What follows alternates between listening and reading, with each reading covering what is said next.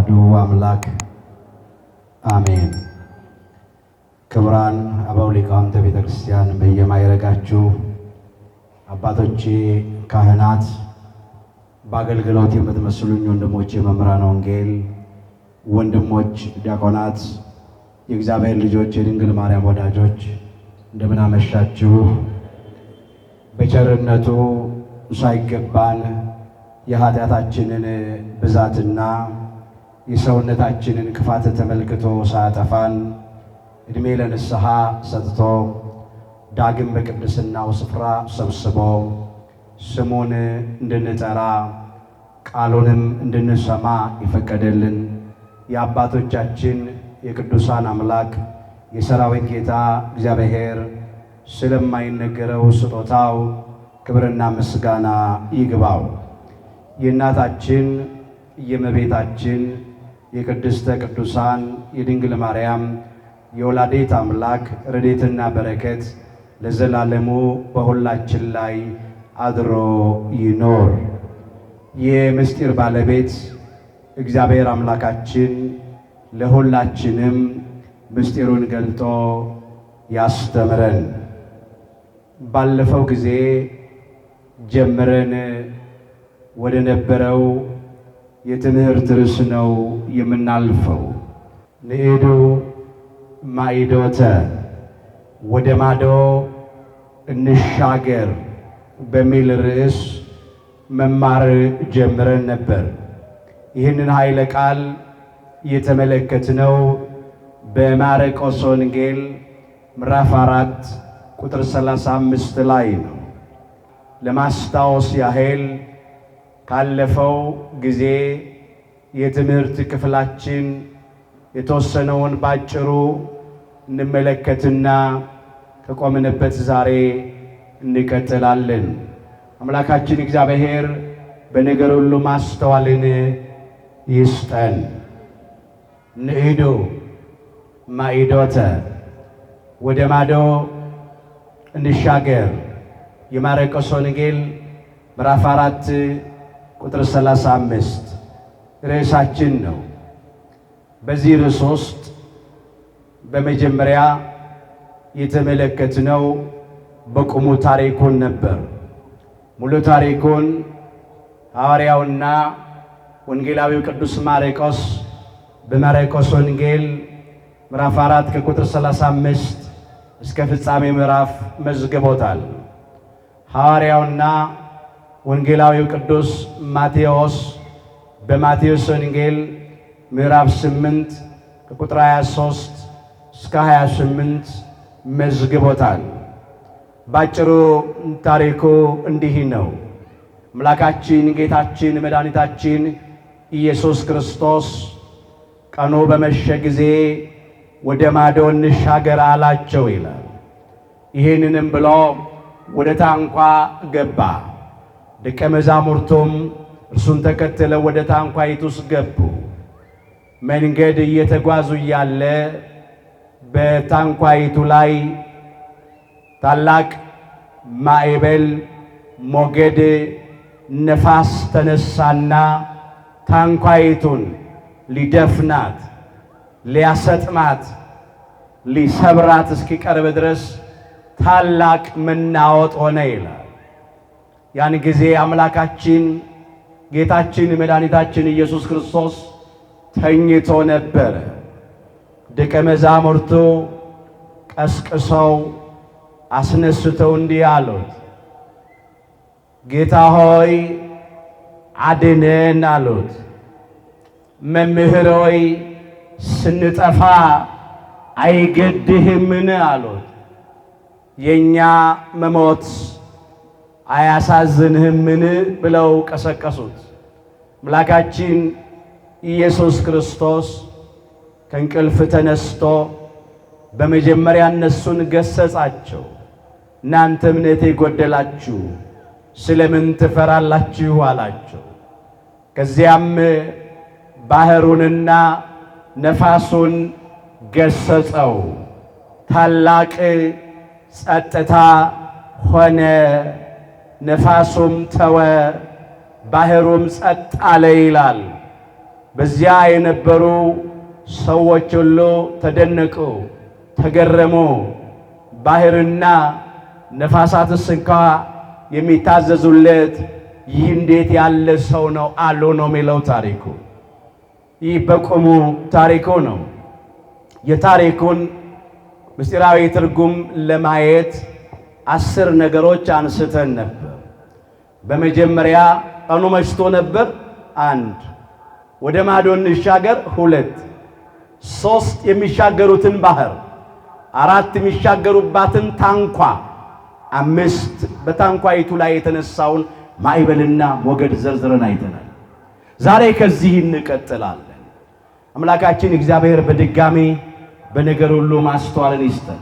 6ኛ የምናየው ዛሬ አምላካችን ጌታችን መድኃኒታችን ኢየሱስ ክርስቶስ ተኝቶ ነበረ ነው የሚለው። ምን ብሎ ነበር? ተኝቶ ነበረ። በእንቅልፍ የተመሰለው ለጊዜው በቁሙ እንቅልፍ ነው። ለባህሪው እንቅልፍ የማይስማማው አምላክ በሥጋ ማርያም ተኝቶ ነበረ። ምስጢሩ ግን በእንቅልፍ የተመሰለ ትዕግስቱ ነው። ትዕግስቱን በእንቅልፍ ይመስለዋል። አምላካችን ታጋሽ ነው። እግዚአብሔር ትዕግስተኛ እና ኃያል አምላክ ነው ተብሎ ተጽፏል። በዚህ በትንቢተ ናሆም ምዕራፍ 1 ቁጥር 3 ላይ መመልከት ይቻላል። እግዚአብሔር ትዕግስተኛ ነው ይላል። አዎ እግዚአብሔር ትዕግስተኛ ነው። ትዕግስት የባህሪ ገንዘቡ ነው። እግዚአብሔር ብዙ ጊዜ ይሸከማል። አይቶ እንዳላየ ሰምቶ እንዳልሰማ ያልፋል። ትዕግስቱ በእንቅልፍ ተመስሏል እንጂ በባህሪው እንቅልፍ የለበትም። እግዚአብሔር አያንቀላፋም። እግዚአብሔር አይተኛም። ባለፈው ጊዜ አንስተነዋል። የሚጠብቅህ እግዚአብሔር አይተኛም አያንቀላፋም ይላል።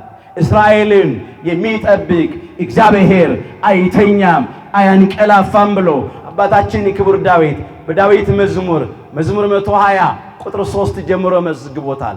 ለጊዜው እስራኤል ዘሥጋን የሚጠብቅ እግዚአብሔር አይተኛም አያንቀላፋም። ፍጻሜው እስራኤል ዘነፍስ የምንባል የሐዲስ ኪዳን እስራኤሎች እኛን ክርስቲያኖችን የሚጠብቅ እግዚአብሔር አይተኛም አያንቀላፋም።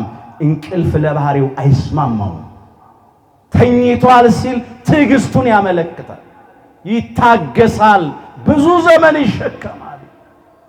ለምን ይታገሳል ስንል በመጀመሪያ ማንም ሰው እንዳይጠፋ ወዶ ሁላችን ወደ ንስሐ እንድንደርስ ወዶ ይታገሳል። በዚህ በሁለተኛ ጴጥሮስ ምዕራፍ 3 ቁጥር 9 ላይ የተመዘገበውን እንመልከት። ለአንዳንዶች የሚዘገይ እንደሚመስላቸው ጌታ ስለ ተስፋ ቃሉ አይዘገይም ይላል። ነገር ግን ሁሉ ወደ ንስሐ እንዲደርሱ እንጂ ማንም እንዳይጠፋ ወዶ ስለ እናንተ ይታገሳል ነው የሚል። አምላካችን እግዚአብሔር ይታገሳል። አሁን በታንኳይቱ በቤተ ክርስቲያን ላይ በታንኳይቱ በተሳፈር ነው ሰማያዊውን ጉዞ በምንጓዘው በእኛ በክርስቲያኖች በእግዚአብሔር ልጆች ላይ አሕዛብ ኢአማንያን አረማውያን መናፍቃን የመከራ ማዕበልና ሞገድ ያስነሳሉ። አምላካችን ዝም ብሎ ያያል። ለምን? በመጀመሪያ ማንም ሰው እንዳይጠፋ ወዶ ይታገሳል። ይቻለዋል፣ ከመቀጽበት ሊፈርድ ይቻለዋል። ግን ሁሉ ወደ ንስሐ እንዲደርሱ ወዶ ይታገሳል። የኛ አምላክ ፈጥኖ አይፈርድም። ጊዜ ይሰጣል፣ እድሜ ለንስሐ ይሰጣል። በእንቅልፍ የተመሰለው ትዕግስቱ ለዚህ ነው። ማንም እንዲጠፋ ፈቃዱ አይደለም። ጣዖት አምላከያን ከአምልኮተ ጣዖት ወደ አምልኮተ እግዚአብሔር እንዲመለሱ ነው ፈቃዱ። መናፍቃን ተጠራጣሪዎች ከጥርጥር ወደ ትክክለኛው ሃይማኖት እንዲመለሱ ነው ፈቃዱ። በደለኞች ኃጢአተኞች ከኃጢአት ሥራ ወደ ጽድቅ ሥራ እንድንመለስ ነው ፈቃዱ። የጌታችን ትዕግስት በሉ መዳናችሁ እንደሆነ ቁጠሩ። ሁለተኛ ጴጥሮስ ምዕራፍ 3 ቁጥር 15 የጌታችን የአምላካችን የእግዚአብሔር ትዕግስቱ የኛ መዳን ነው። የሚታገሰን እንድንድን ንስሐ እንድንገባ ነው። የሚሸከመው ለዚህ ነው። ዝም አለ፣ ዛሬም ዝም ብሏል። ቤተ ክርስቲያን ብዙ የመከራ ማዕበል ብዙ የፈተና ሞገድ እያናወጻት ነው። ከውጭም ከውስጥም አይበላል። ነፋስ አለ፣ ከባድ አውሎ ነፋስ። አንዳንድ ጊዜ የምትሰበር የምትሰጥም የምትጠፋ ትመስላለች። ነገር ግን በፍጹም አትጠፋም አትሰጥምም። እሱ ስለታገሰ ነው። ክብረ ምስጋና ለአምላካችን ለእግዚአብሔር ይሁን። ስለታገሰ ስለተሸከመ ነው እንጂ አትጠፋም። ቅዱሳን ሐዋርያት፣ ጻድቃን ሰማዕታት፣ እውነተኞቹ የሃይማኖት አባቶች፣ እውነተኞቹ ክርስቲያኖች በሕይወታቸው በሃይማኖታቸው ምክንያት መከራ ፈተና ሲገጥማቸው ካሁን ጠፋን አለቀልን ይሉ ነበረ። ነገር ግን አምላካችን እግዚአብሔር ታግሶ ነው ዝም ያለው።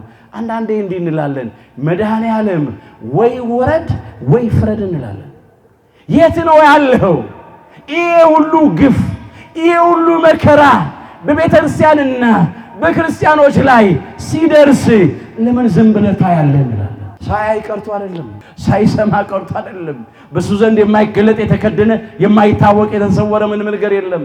እሱ ከድርጊት በፊት የሚያውቅ አምላክ ነው። በቃል ከመናገራችን በፊት የሚያውቅ አምላክ ነው።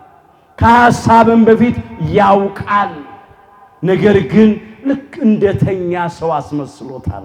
ትዕግስቱ እንደዚህ ይለዋል ነቢየ እግዚአብሔር ቅዱስ ኤርምያስ ሲናገር በዚህ በትንቢተ ኤርምያስ ምዕራፍ 14 ቁጥር 9 ጀምሮ የተመዘገበውን ቃል እንመልከት። እንዳንቀላፋ ሰው በሉ ያድንም ዘንድ እንደማይችል ኃያል ስለምን ትሆናለህ? በቃ አንዳንድ ጊዜ እግዚአብሔር እንዳንቀላፋ ሰው ይሆናል። ማዳን እንደማይችል ይሆናል። አሕዛብ የዚህን ጊዜ ይሳለቃሉ፣ ይዘብታሉ፣ ይቀልዳሉ። የታለ የነሱ አምላክ? ካለ ለምን አይረዳቸውም? ካለ ለምን አያድናቸውም ይላሉ።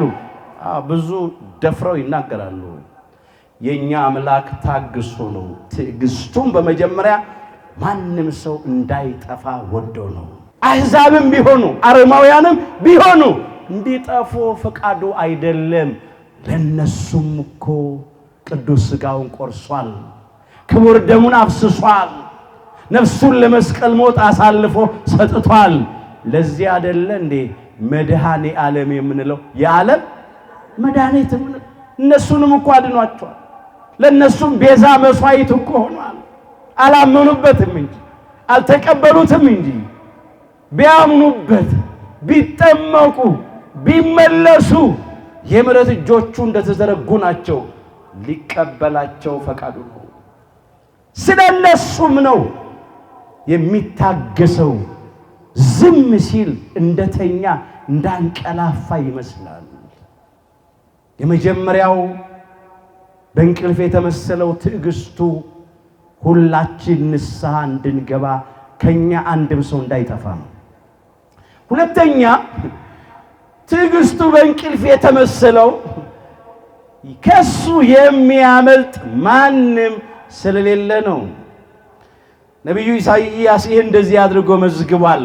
ትንቢተ ኢሳይያስ ምዕራፍ 43 ቁጥር 13 ላይ እንደዚህ ይላል፣ ከእጄም በሉ የሚያመልጥ የለም።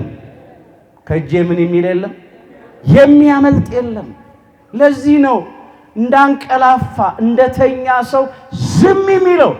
ማንም ቢሆን ከእግዚአብሔር ፍርድ አያመልጥም፣ ከእግዚአብሔር እጅ አያመልጥ። ባለስልጣን በስልጣኑ፣ ባለመሳሪያና ባለሰራዊት በመሳሪያውና በሰራዊቱ ብዛት አያመልጥም። ባለጸጋ በገንዘቡ ብዛት አያመልጥም። ባለ ዕውቀት በዕውቀቱ አያመልጥም።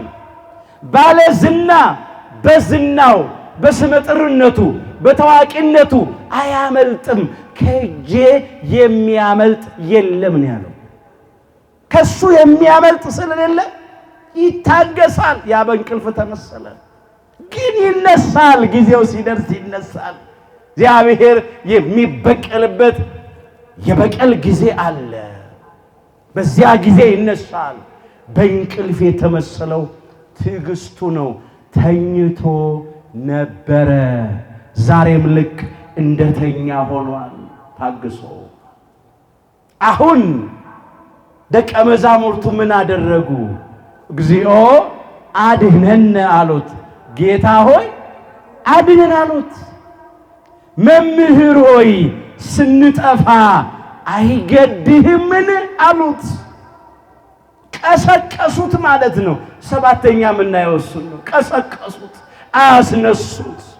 ምንድነው መቀስቀስ?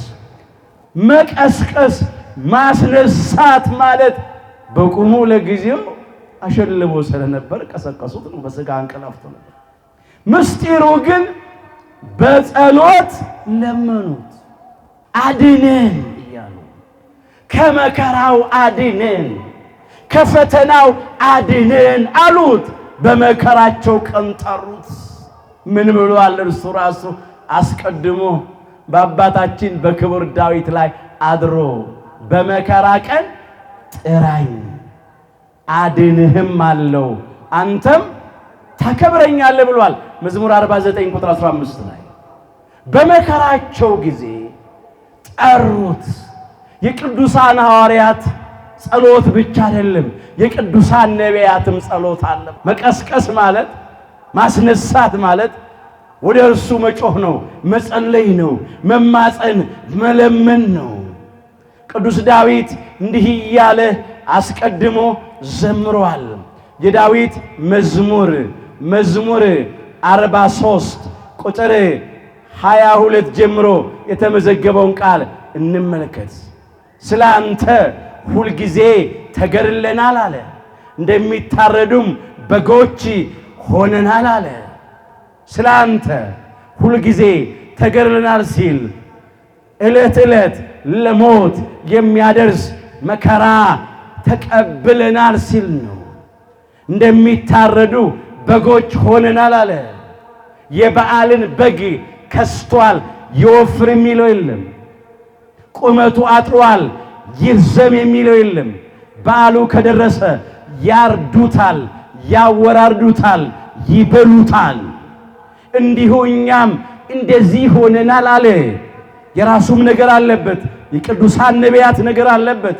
ወደፊት የቅዱሳን ሐዋርያት ነገር ስለነበረበት፣ የጻድቃን የሰማዕታት ነገር፣ የእውነተኞቹ ክርስቲያኖች ነገር ስላለበት ነው። ይሄን ቅዱስ ጳውሎስ ከዚያ ስቡ አምጥቶ እንደዚህ ብሎ ነበረ።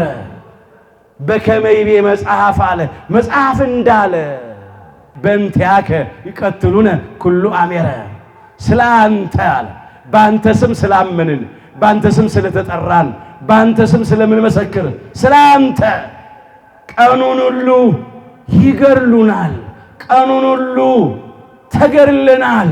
ከዚህ ስቦ እኮ ነው የወሰደው። ወኮነ ከመ አባግዕ ዘይጠብሑ አለ፣ እንደሚታረዱ በጎች ሆነናል አለ። እዚህ ሮሜ ምዕራፍ 8 ቁጥር 35 ጀምሮ የተመዘገበ አይለቃል። ስለ ክርስቶስ ስም የደረሰበትን መከራ እየዘረዘረ በክርስቲያኖች ላይም የሚደርሰውን መከራ ፈተና እየዘረዘረ መኑ ያድገን ፍቅሮ ለክርስቶስ እያለ የክርስቶስን ፍቅር ማን ያስተውናል እያለ አመጣ። ከዚያ አስቦ ስላንተ ቀኑን ሁሉ ተገርልናል፣ እንደሚታረዱ በጎች ሆነናል። ከዚህ ነው ስቦ የወሰነው። እንግዲህ እንመለስ እዚያው መዝሙር 43 ቁጥር 22 ጀምሮ ስላንተ ሁል ጊዜ ተገርልናል፣ እንደሚታረዱ በጎች ሆነናል። አቤቱ ንቃ፣ አቤቱ እንበል ንቃ፣ ለምንስ ትተኛለህ? ጌታችን ምን ሆኖ ነበረ? ተኝቶ ነበረ። ከዚያስ ቅዱሳን ሐዋርያት ምን አደረጉት? ቀሰቀሱት፣ አስነሱት። ጌታችን ታግሶ ነበር ነው ተኝቶ ነበር ማለት ነው። ከዚያስ ቀሰቀሱት። ምን እያሉ? ተነሳ ተበቀልልን፣ በአሕዛብ ላይ ፍረድባቸው፣ ለኛ ፍረድልን፣ ከመከራው አድነን ብለው ቀሰቀሱት። አቤቱ ንቃ፣ ለምንስ ትተኛለህ? ተነስ ለዘወትርም አትጣለን እያሉ ቅዱሳን ነቢያት ተጣሩ፣ ጻድቃን ሰማዕታት ተጣሩ፣ ቅዱሳን ሐዋርያት ተጣሩ፣ እውነተኞቹ ክርስቲያኖች ተጣሩ።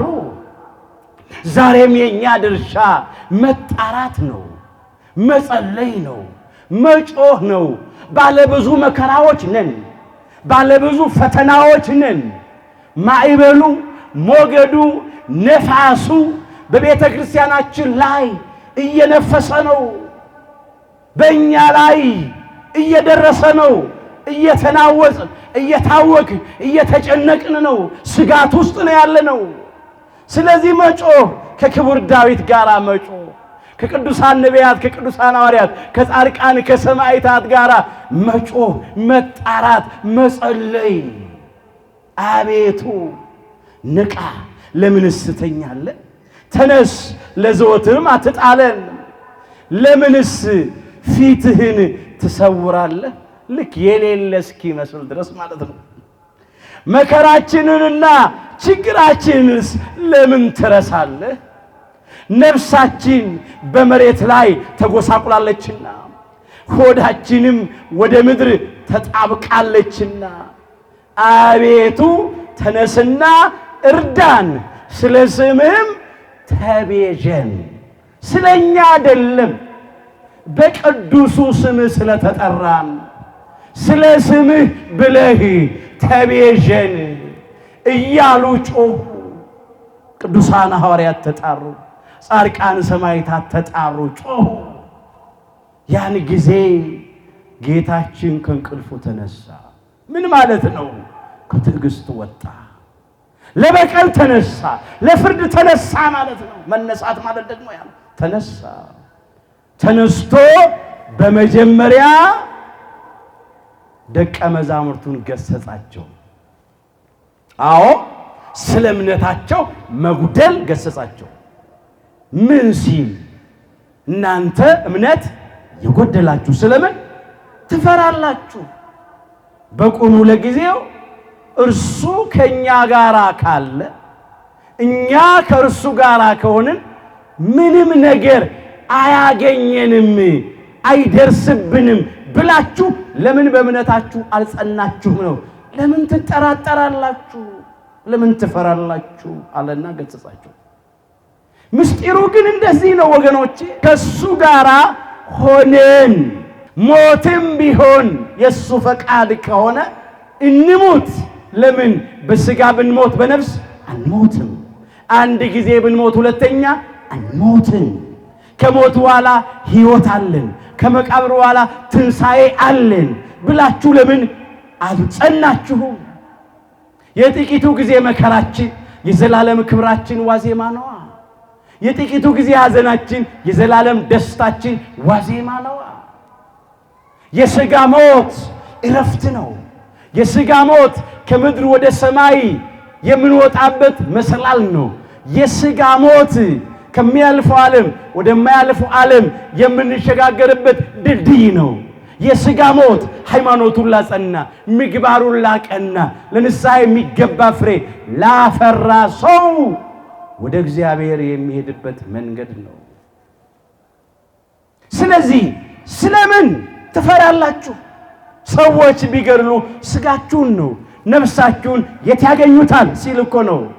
ስጋን የሚገድሉትን አትፍሩ፣ ነፍስን መግደል አይቻላቸውም እናርል ያላቸው በመዋዕለ ስብከቱ የማቴዎስ ወንጌል ምዕራፍ 10 ቁጥር 28 ላይ ይህንን ማለት ነው።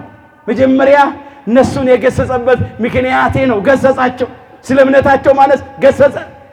ዛሬም አንዳንዶቻችን መከራ ሲመጣ፣ ፈተና ሲመጣ፣ ቤተ ክርስቲያን ስትታወቅ ከውጭም ከውስጥም ባሉ ክፎች ምክንያት መከራ ሲገጥመን ምንመረራለን፣ ምናጉረመርማለን፣ ከቀቢጸ ተስፋ ለመድረስ ምንሞክራለን። በቃ እኮ የኛ ነገር የቤተ ክርስቲያን ነገር እኮ በቃ ሰው የት አለ?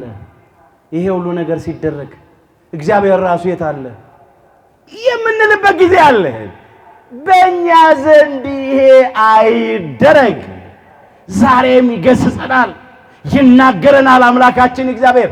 እናንተ እምነት የጎደላችሁ ስለምን ትፈራላችሁ ይላል። ለምን? እሱ ከኛ ጋር ነው። ለእመ እግዚአብሔር ምስሌነ መኑ ይክለነ። እግዚአብሔር ከኛ ጋር ከሆነ ማን ይችለናል ማለት። ሮሜ ምዕራፍ 8 ቁጥር 31 እግዚአብሔር ከኛ ጋር ከሆነ ማንም አይችለንም። እግዚአብሔር ረዳቴ ነውና አልፈራም፣ ሰው ምን ያደርገኛል አለ አባታችን ክቡር ዳዊት መዝሙር 117 ቁጥር 6 ላይ። አዎ እግዚአብሔር ረዳታችን ነውና አንፈራም። ሰዎች ምን ያደርጉናል?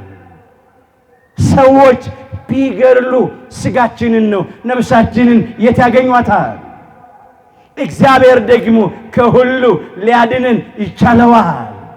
የሥጋ ሞት ደግሞ ቀናችን ከደረሰ አይቀርም። ሰው እንቅፋት መጥቶት ይሞታል፣ በመኪና አደጋ ይሞታል፣ በሰው እጅ ይሞታል፣ በረሃብ በጥም ይሞታል። አንዳንድ ወገኖቻችን ቢሮአቸው ገብተው ለሥራ ወንበራቸው ላይ ቁጭ እንዳሉ ቀርተዋል፣ እዛው አንቀላፍተዋል። አንዳንዶች ተኙት አልጋ ላይ ጠዋት አስከሬናቸው እዛ ተገኝቷል። ቀኑ ከደረሰ አልፎ አምኖ መሞት ደግሞ ታላቅ ነገር ነው። ሞት አያስፈራ። እነዚህ ሁሉ በሉ እስቲ አምነው ሞቱ። ዕብራውያን ምዕራፍ 11 ቁጥር 13 እነዚህ ሁሉ ምን ብለው ሞቱ? አምነው ሞቱ። በመጀመሪያ በግፍ ሞትን ከቀመሰው ከጻድቁ ከየዋሁ ከአቤል ጀምሮ ይዘረዝርና በእምነት ምክንያት ስለ እግዚአብሔር ስም ብለው ስለ ጽድቅ ብለው በግፍ የተገደሉትን የሞቱትን ዘርዝሮ አምጥቶ ምን አለ ቅዱስ ጳውሎስ? እነዚህ ሁሉ አምነው ሞቱ አለ። አምኖ መሞት። እናንተ እምነት የጎደላችሁ ይለናል ዛሬ። ስለምን ትፈራላችሁ? አሕዛብን ለምን እንፈራለን? መናፍቃንን ለምን እንፈራለን? ስጋችንን የሚገሉትን ሰዎች ለምን እንፈራለን? ነፍሳችንን አያገኟትም። ስለዚህ በእምነታችን ንጽና፣ አንፍራ፣ አንጠራጠር። ከኛ ጋር ያለው አምላካችን እግዚአብሔር በባህሪው ሞት የሌለበት ነው። በመንግስቱ ሽረትና እልፈት ለውጥ የሌለበት ነው።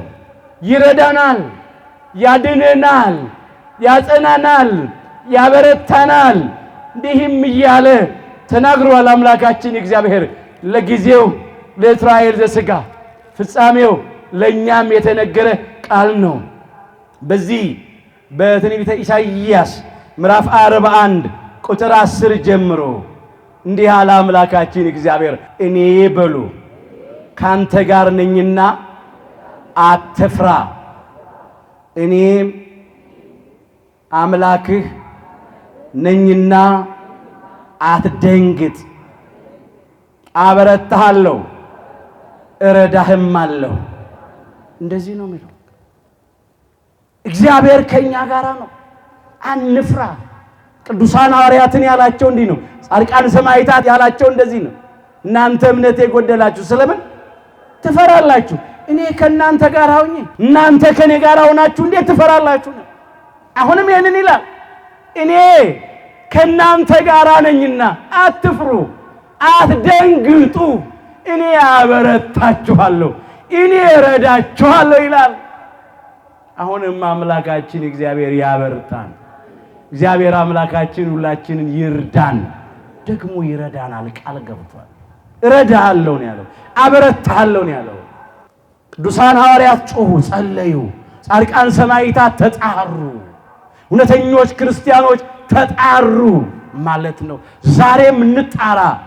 የሚያድነን ጸሎት ነው፣ እንባችን ነው፣ ወደ እግዚአብሔር መማፀን ነው። እግዚአብሔርን አምኖ ያፈረ ሰው የለም። ከእግዚአብሔር ለምኖ ያልተቀበለ ሰው የለም። ወደ እግዚአብሔር ተጣርቶ እግዚአብሔር ያልሰማው ሰው የለም። ወገኖቼ ኢትዮጵያውያን፣ በተለይም የኢትዮጵያ ኦርቶዶክሳዊት ተዋሕዶ ልጆች በሚደርስብን እየገጠመን ባለ የመከራ የፈተና የችግር ማዕበልና ሞገድ ነፋስ ወደ አምላካችን እንጩህ፣ እንጸልይ። በእውነት እሱ ይነሳል። በእውነት ወደኛ ይመጣል። ለበቀል ይነሳል። እግዚአብሔር እውነተኛ ዳኛ ነው። በጽድቅ ነው የሚፈርደው። ለሰው ፊት አይቶ አይደለም። ተነሳ፣ እነሱን ገሰጸ ስለ እምነታቸው መጉደል። ከዚያስ በኋላ ባህሩን እና ነፋሳቱን ገሰጸ ነው የሚል። መጀመሪያ ማንን ገሰጸ? እነሱን ገሰጸ። ስምንተኛው ነው። ዘጠነኛ ማንን ገሰጸ? ነፋሳቱንና ባህሩን ገሰጸ። ምን አለው? ባህሩን ዝም በላለው፣ ጸጥ በላለው። እዚህ የማርቆስ ወንጌል ምዕራፍ 4 ቁጥር 39 ላይ ተመዝግቧል። ዝም በላለው፣ ጸጥ በላለው፣ ነፋሱም ተወ ይላል። ታላቅም ጸጥታ ሆነ ነው የሚለው። አምላካችን ጌታችን መድኃኒታችን ኢየሱስ ክርስቶስ ባህሩን ገሰጸው፣ ነፋሱን ገሰጸው። ምን ማለት ነው ነፋሱን መገሰጽ? ለጊዜው በቁሙ ነፋሱን ባህሩን ነው የገሰጸው። ምስጢሩ ግን እንዲህ ነው። በቅዱሳን ሐዋርያት፣ በጻድቃን በሰማዕታት፣ በእውነተኞቹ ክርስቲያኖች ላይ የመጣውን የመከራ ማዕበል የፈተና ሞገድና ነፋስ ገሰጸው፣ አራቀላቸው ማለት ነው። ቅዱስ ጳውሎስ ይሄ እንደዚህ አድርጎ አንስቶታል። ለዕብራውያን ምእመናን በጻፈው መልእክቱ ምዕራፍ 11 ከቁጥር 33 ጀምሮ እንመልከት። እነርሱ አለ እውነተኞቹን ቅዱሳን ነቢያት፣ ቅዱሳን ሐዋርያት፣ ጻድቃን ሰማዕታትን የሚያመለክት ነው። እነርሱ በእምነት መንግስታትን ድል ነሱ ይላል። እስራኤል ዘሥጋ መንግስታትን፣ ነገስታትን፣ የአሕዛብ ነገስታትን በእምነታቸው ድል ነሱ። ቅዱሳን ሐዋርያት መንግስታትን በእምነት ድል ነሱ። ጻድቃን ሰማዕታት እነ ሊቀ ሰማዕታት እነ ቅዱስ ጊዮርጊስ ሰባውን ነገስታት በእምነት ድል ነስተዋል። የሚያምን ሰው ያሸንፋል። ለምን? ለሚያምን ሁሉ ይቻለዋል። የማርቆስ ወንጌል ምዕራፍ 9 ቁጥር 23 ለሚያምን በሉ ሁሉ ይቻላል። እግዚአብሔር በባህሪ ሁሉን ቻይ ነው። በእግዚአብሔር የሚያምኑ የእግዚአብሔር ልጆች እውነተኞቹ ክርስቲያኖች ደግሞ ከእግዚአብሔር የተነሳ ሁሉን ምን ይላሉ? ይችላሉ። ለሚያምን ሁሉ ይቻላል። ለዚህ ነው እነርሱ በእምነት መንግስታትን ድል ነሱ አለ። ጽድቅን አደረጉ፣ የተሰጠውን የተስፋ ቃል አገኙ፣ የአንበሶችን አፍ ዘጉ። እነ ነቢየ እግዚአብሔር እነ ቅዱስ ዳንኤል የእሳትን ኃይል አጠፉ። ሦስቱ ብላቴኖች እነ አናንያ እነ አዛርያ እነ ሚሳኤል የእሳትን ኃይል አጠፉ አለ። ከሰይፍ ስለት አመለጡ፣ ከድካማቸው በረቱ፣ በጦርነት ኃይለኞች ሆኑ፣ የባዕድ ጭፍሮችን አባረሩ። የእምነት ውጤት ነው። ተነስቶ ማዕበሉንና ነፋሱን ባህሩን ሞገዱን ገሰጸ ማለት እንደዚህ ነው። እሱ ከፈቀደ እሱ ከወደደ በእኛ በክርስቲያኖች ላይ የመጣውን መከራ ፈተና ያርቀዋል። በቤተ ክርስቲያን ላይ የመጣውን መከራ ከውስጥም ከውጪ ያርቀዋል። የኛ ድርሻ ፈተናውን እንዲያርቅ እንዲያስወግድ ወደሱ መጮህ፣ መጣራት፣ መማፀን ነው። ይነሳል። ፍረድልን ነው፣ አድነን ነው። ዛሬም ከአሕዛብ ከአረማውያን እጅ አድነን። እግዚአብሔርን ከማይፈሩ ሰውን ከማያፍሩ ከጨካኞቹ ከነፍሰ ገዳዮቹ እጅ አድነን። ከተጠራጣሪዎች ከሐሰተኞች ከካህዲዎች እጅ አድነን። ከግፈኞቹ እጅ አድነን ማለት መጮህ፣ መጣራት። ከዲያብሎስና ከሰራዊቱ እጅ አድነን ማለት ከመከራ ሥጋ ከመከራ ነፍስ አድነን ማለት ከእርስ በርስ ጦርነት፣ መበላላት፣ መነካከስ አድነን ማለት ከረሃብ አድነን ማለት ከቸነፈር ከበሽታ አድነን ማለት ከስጋት በገዛ ሀገር ስደተኛ ከመሆን አድነን ማለት ይነሳል ለበቀል። አዎ ጦርነቱን ይገስጸዋል፣ ሰላሙን ይሰጣል። ረሃቡን ከኛ ያርቃል፣ በረከቱን አብዝቶ ያድላል። በሽታን ከኛ ያስወግዳል፣ ጤንነትን መልሶ ይሰጣል። ስደቱን፣ ስጋቱን፣ ፍርሃት፣ ድንጋጤውን ከኛ ያርቃል። የኛ አምላክ በሰላም በደስታ መኖርን ይሰጣል። ብቻ እንጩህ፣ እሱ ተነስቶ እንዲገስጽ። እሱን ተስፋ እናድርግ። ከሰው ምንም አንጠብቅ። ከቀራንዮ ንጉሥ ከመድኃኔ ዓለም ከኢየሱስ ክርስቶስ እንጠብቅ፣ አያሳፍረንም። አሁን ተነሳ እንበለው። በበቀል እንዲነሳ፣ በፍርድ እንዲነሳ፣ በዙሪያችን ያለውን የሚያናውፀንን የሚያውከንን ሰላም፣ ረፍት፣ ጸጥታ የነሳንን ነገር ሁሉ ከኛ ገስጾ እንዲያርቅልን። እሱ ሲናገር እኮ ሁሉ ዝም ይላል፣ ይታዘዛል እኮ። ባህሩ ታዘዘ፣ ነፋሳቱ ታዘዙ፣ ድምፁን ሰምተው ፍጥረት ሁሉ ይታዘዝለታል፣ ይገዛለታል። እሱ ከተነሳ ሁሉ ጸጥ ነው የሚለው። ብቻ እንቀስቅሰው፣ እንጩህ፣ እንጣራ። ዛሬም በግል ሕይወታችን፣ በቤተሰብ ጉዳይ፣ በማህበራዊ ጉዳይ፣ በሀገራችን በኢትዮጵያ ጉዳይ፣ በቤተ ክርስቲያናችን ዙሪያ ያለውን የመከራ፣ የፈተና፣ የችግር፣ የስቃይ፣ የጦርነት፣ የመለያየት ማዕበል፣ ሞገድ፣ ነፋስ ሁሉ አምላካችን እግዚአብሔር ይገስጽልን። ሊገስጸው ነው የተነሳው። ተነስቶ ገስጾታል። ከትዕግስቱ ወጥቶ እንዲያረቅልን እንለምነው። በቃ በቃችሁ እንዲለን። እስከ መቼ ነው አምላካችንን በለው? እስከ መቼ በመከራ፣ እስከ መቼ በፍርሃት በድንጋጤ፣ እስከ መቼ ድረስ በስጋት፣ እስከ መቼ በጦርነት እኛ ኢትዮጵያውያን፣ እስከ መቼ በችግር በረሃብ በድህነት እንለምነው?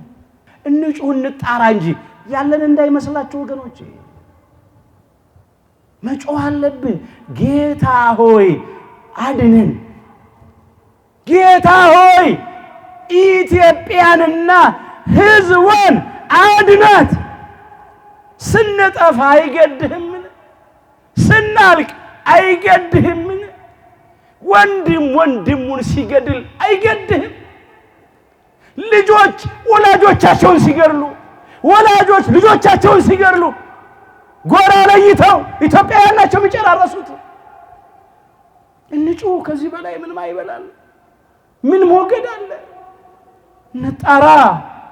እግዚአብሔር ከትዕግስቱ ወጥቶ የሚያስጨንቀንን የሚያውከንን ነገር ሁሉ እንዲገስጸው ከኛ እንዲያርቀው እንጣራ።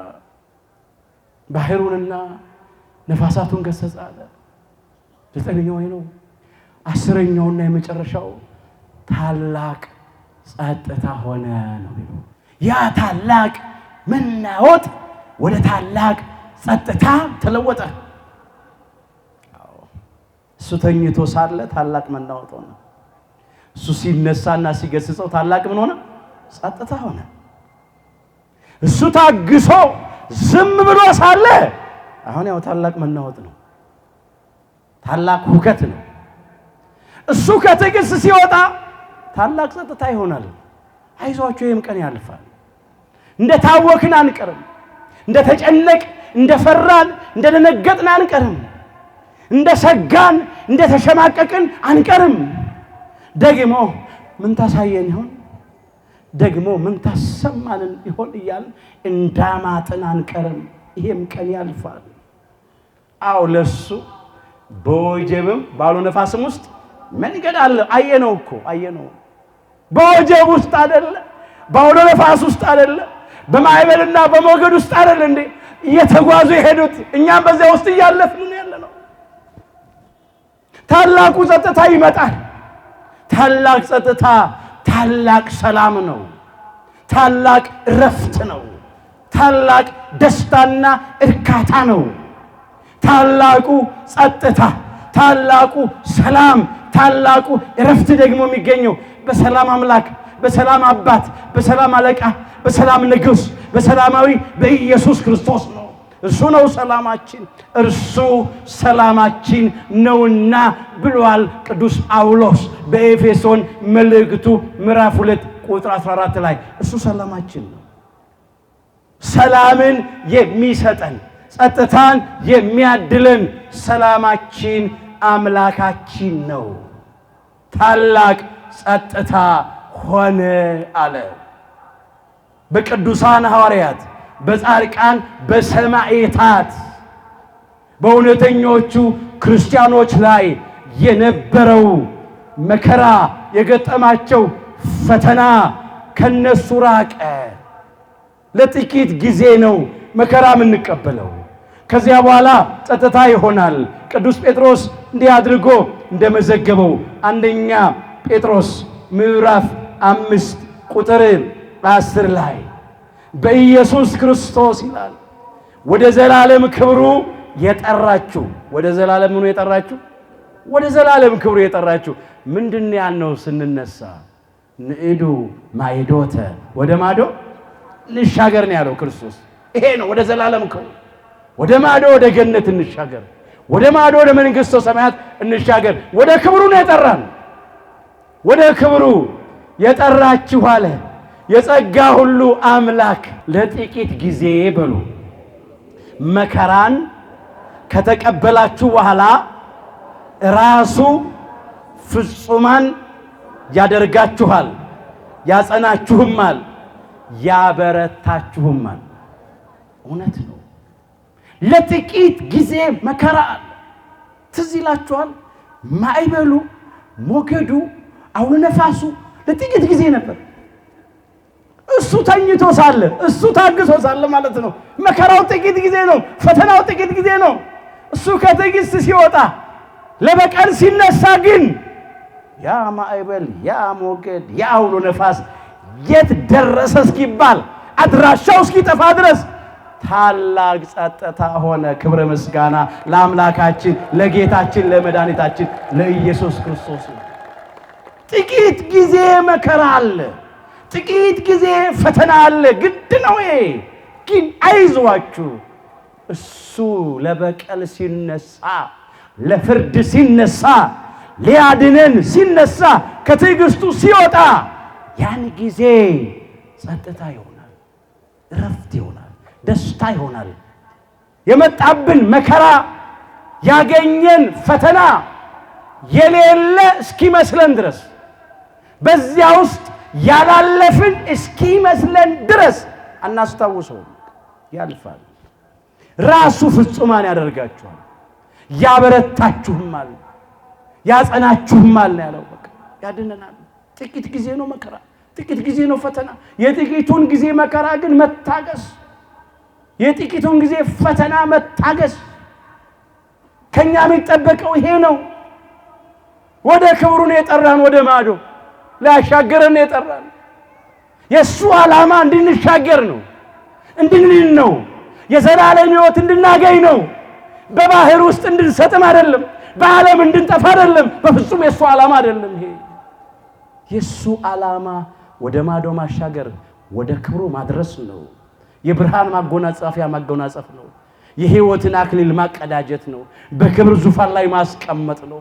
ከገቡ መውጣት ካገኙ ማጣት በሌለባት በሰው ዓይን ባልታየች በሰው ልብ ባልታሰበች በሰው ጆሮ ባልተሰማች እግዚአብሔር ወዳጆቹ ባዘጋጃት በርስተ መንግሥተ ሰማያት ከሱ ጋር ለዘላለም እንድንኖር ነው።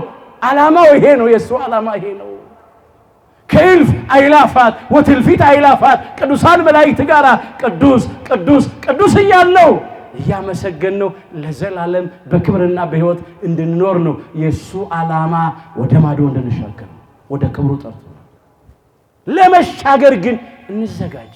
በተስፋ በሉ፣ ደስ ይበላችሁ፣ በመከራ ታገሱ፣ በጸሎት ጽኑ። ሮሜ ምዕራፍ 12 ቁጥር 12 ጀምሮ በተስፋ ደስ ይበላችሁ አለ ቅዱስ ጳውሎስ። ለምን? ከሞት በኋላ ሕይወት አለ፣ ከመቃብር በኋላ ትንሣኤ አለ። ለጥቂት ጊዜ መከራ ብንቀበል ለዘላለም ክብር እንበቃለን። በተስፋ ደስ ይበላችሁ። በዚህ ዓለም ላይ ይመቸን ይችላል፣ ላይ ይሞላልን ይችላል። ብዙ ውጣ ውረድ፣ ብዙ ፈተና፣ ብዙ ችግር ይገጥመን ይሆናል። ግን በተስፋ ደስ ይበላችሁ። ማዶን እናስብ። ወደ ማዶ ሲሻገሩን ማዕበል፣ ሞገድ፣ ነፋስ የገጠማቸው እኛ ማዶ ገነት፣ ማዶ መንግሥተ ሰማያት እናስብ። በተስፋ ደስ ይበላችሁ። መንግሥቱን ተስፋ እያደረግን የዘላለም ሕይወት ተስፋ እያደረግን በተስፋ ደስ ይበላችሁ። እዚህ ስንራብ፣ ስንጠማ፣ መከራ ሲደርስብን፣ ስንሰቃይ፣ ስንፈተን ተስፋ አንቁረጥ። በተስፋ ምን ይበላችሁ? ደስ ይበላችሁ። በመከራ ታገሱ። በፈተና መታገስ፣ መጽናት። በጸሎት ደግሞ ጽኑ። ሳታቋርጡ ጸልዩ። ያለ መታከት፣ ያለ መሰልቸት በትጋት መጸለይ፣ መጣራት፣ ወደ እግዚአብሔር መጮህ። እነሱ እንዳሳዩን ጌታ ሆይ አድነን እንዳሉ ያንን ማድረግ ይህን ያደርጋል። ገሰጸላችሁ፣ አራቀላችሁ፣ ለእኛም ያደርጋል። ታላቅ ጸጥታ ይሆናል። ለሚታወቁት ጸጥታቸው አንተ ነህ ይላል። በዚህ በቅዳሴ ጊዜ በጌታችን ቅዳሴ ለሚታወቁት ጸጥታቸው አንተ ነህ። ዛሬም ለምንታወቀው ጸጥታችን እሱ ነው። ሰላማችን እሱ ነው። ረፍታችን እሱ ነው። ብቻ እንጥራው። በምንም ውስጥ ብናልፍ ተስፋ አንቁረጥ። ጥቂት ጊዜ ነው፣ ሁሉ ያልፋል። እንደ ጨለማ አይቀርም፣ ይነጋል። የኛ አምላክ ተራራውን ደልዳላ ሜዳ ያደርገዋል። የእሳቱን ኃይል ያጠፋል። የአናብስቱን አፍ ይዘጋል። አንዳንዴ ሊነጋ ሲል ነው ጭልምልም የሚለው። እንደ ጨለመ ቀን አይቀርም፣ ይነጋል። አንዳንዴ መከራውን ስናየው፣ ፈተናው ሲደራረብ፣ ችግሩ ሲጸና በቃ ብለን ተስፋ እንቆርጣለን። ሰው ሲጨርስ እግዚአብሔር መስራት ይጀምራል። የኛ አምላክ ሲነሳ የዘገየ ቢመስልም ሲደርስ ግን የሚቀድመው የለም። የኛ ድርሻ መጠበቅ ነው። እንዲህ ያለ ዘምሯል አባታችን ክቡር ዳዊት በዳዊት መዝሙር 45 ቁጥር 1 ጀምሮ አምላካችን መጠጊያችንና ኃይላችን ይላል። ባገኘን በታላቅ መከራም ረዳታችን ነው አለ። ታላቁ መናወጥ ታላቅ መከራ ነው። ባገኘንም በታላቅ መከራም ረዳታችን ነው አለ። ስለዚህ ምድር ብትነዋወጥ ተራሮችም ወደ ባህር ልብ ቢወሰዱ አንፈራም፣ አንታወክም፣ አንደነግጥም፣ ተስፋ አንቆርጥም። ለምን? ታላቁን መናወጥ የኛ አምላክ ለታላቅ ጸጥታ ይለውጠዋል። ክብረ ምስጋና ይግባው። ይለውጠዋል። ስለዚህ አንፈራም፣ አንደነግጥም። በሱ ተስፋ እናደርጋለን።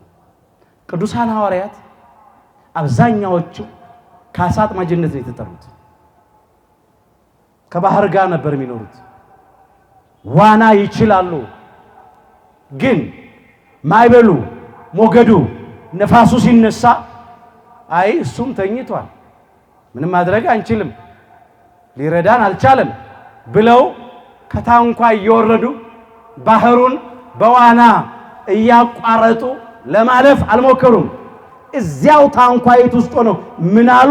ጌታ ሆይ አድነን ያሉት። ቀሰቀሱት እንጂ ዋና አልሞከሩም፣ ዋና አልጀመሩም።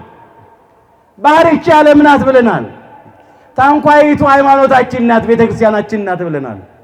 በታንኳይቱ ውስጥ የተሳፈርነው እኛ ነን። መተኛቱ መታገሱ ነው ብለናል።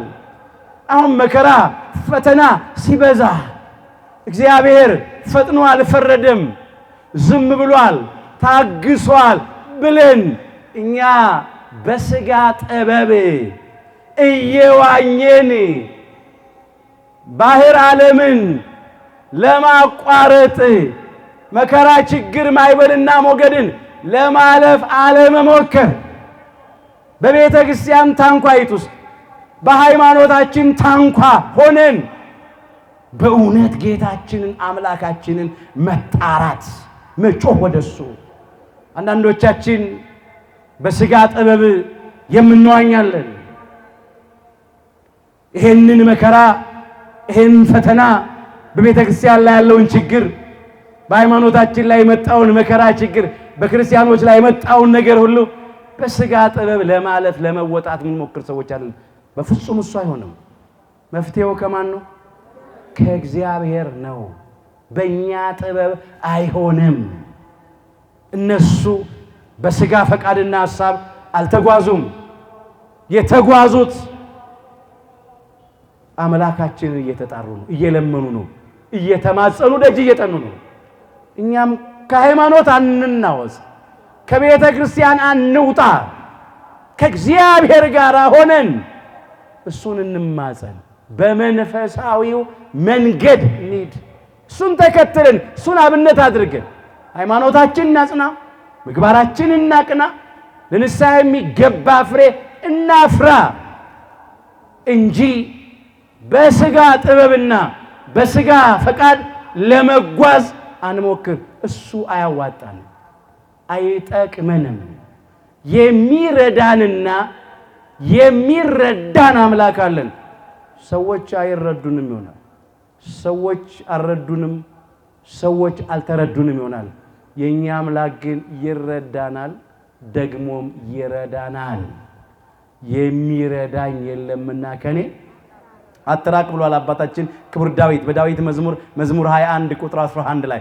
አዎ የሚረዳን የለምና ከኛ አትራቅ እንበለው።